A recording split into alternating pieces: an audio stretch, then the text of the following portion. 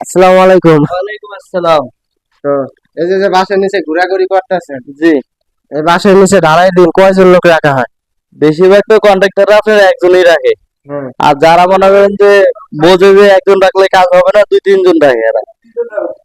আচ্ছা, ধরেন একজন লোক রাখলে কিন্তু ছাদটা যে সঠিক লেভেলে থাকবে এটা কিন্তু নিশ্চিত হবে না। না, যেমন আমি যেমন এই যে ওদিক ঘুরে দাঁড়িয়ে রয়েছি, ঢালাই দিয়েছে আমার পিছে। হ্যাঁ। কারণ আমার ওই পাশে একটা বাস ছটকে গেছে, আমি তো আর ঘুরে দেখবো যে বাস সব ঠিক আছে নাকি। কিন্তু বাস যে স্লিপ কাটছে এটা তো এটা তো আর আমি দেখবো না। আর দেখা যায় দুজন থাকলো, আমি এদিক থাকলো আর এদিক থাকলো, তখন হচ্ছে যে জিনিসটা পড়ে গেল আর কি এরকম।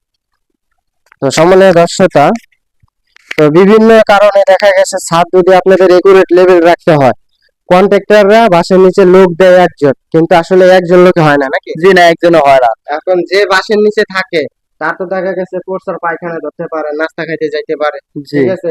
এবং কি ঢালার পানি শরীরে পড়ার ডরে অনেক সময় দূরে দূরে সরে থাকে, ওই রুমে ঢালা এই রুমে দাঁড়ায় থাকে। তো ঢালার সময় অবশ্যই আপনাদের 2 থেকে 3 জন লোক হইলে বাসের নিচে ভালো হবে। ছাদ ঢালাই দিন, ঠিক আছে, বাসের নিচে 2-3 জন লোক রাখার জন্য। কারণ একজন কন্ট্রাক্টর চলে যাবে কাজ শেষ করে, একজন মিস্ত্রি ইঞ্জিনিয়ার চলে যাবে কাজ শেষ করে, যার ফলে তখন যদি আপনাদের ছাদে প্লাস্টার মোটা চিকেন খাবে, ভবিষ্যতে ক্ষতি হবে। এই ক্ষতি কিন্তু আপনাদেরকে সামলাইতে হবে যারা মালিক পক্ষরা আছেন। তো দেখেন, যেদিনকে বাসের নিচে ঢালাই হবে এদিনকে অবশ্যই মালিকরা যদি মনে করেন খুবই গুরুত্ব সহকারে একজন কন্ট্রাক্টরে বা যারা সাইডে কাজ করে তাদেরকে না বলে, তাহলে কিন্তু বাসের নিচে লোক কেউই দেবে না একজনের বেশি। তো যার ফলে আপনারা যারা মালিক পক্ষ আছেন, আপনারা মালিক পক্ষদের, ঠিক আছে, প্রেশারের ভিতরে রাখতে হবে যে আমার ছাদ ঢালাই দিন, বাসের নিচে 2 থেকে 3 জন লোক দিতে হবে। কারণ এই বাস দেখা গেছে একজন লোক বিভিন্ন কারণে বিভিন্ন জায়গায় যাইতে পারে বা ঢালাই পানি পরে দিকেও দূরে সরে যেতে পারে। 3 জন 2 জন লোক থাকলে বাসের প্রতি আকর্ষণ থাকবে ভালো। আর যদি তাও না পারেন, প্রত্যেকটা বাসের গোড়ায় কাঠ মেরে দিবেন। কারণ দেখা গেছে বাসের নিচে যদি লোক কম থাকে, ঢালাই সহ বাস সরে গেলে এগুলা কিন্তু ছাদ লেভেলিং এর সময় প্লাস্টারে মেকআপ হবে, কিন্তু ভবিষ্যতে প্লাস্টার ছুটে পড়ার সম্ভাবনা থাকবে এবং কি মালিক পক্ষ আপনাদের ক্ষতি হবে। তো যার ফলে এইসব বিষয়গুলো আসলে মালিক পক্ষ যদি গ্রাহ্য করে আপনারা না বলেন, তাহলে কিন্তু আপনাদের নিজেদেরকে ক্ষতি হবে।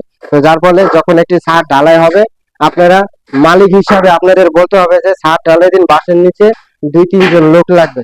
এই লোক লাগার কারণ হচ্ছে গিয়া 2-3 জন লোক থাকলে জায়গায় জায়গায় 3 জায়গায় 3টা লোক খাড়ায় থাকলে যেখানে ঢালাই হবে বাসটা সরে গেলে সাথে সাথে উঠায় দিলে তাহলে আপনাদের লেভেলটা একুরেট থাকবে। তো এইসব বিষয় অবশ্যই আপনারা খেয়াল করবেন।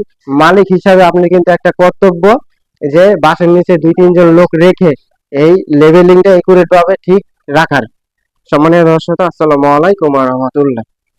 সম্মানীয় দর্শকরা, তো ছাদ ঢালাই যখন চলবে, ছাদ ঢালাই চলাকালে যে আপনারা বাসের নিচে লোক রাখেন, বিশেষ করে আমাদের দেশে দেখা যায় ছাদ ঢালাই সময় একটা লোক রাখা হয় বাসের নিচে।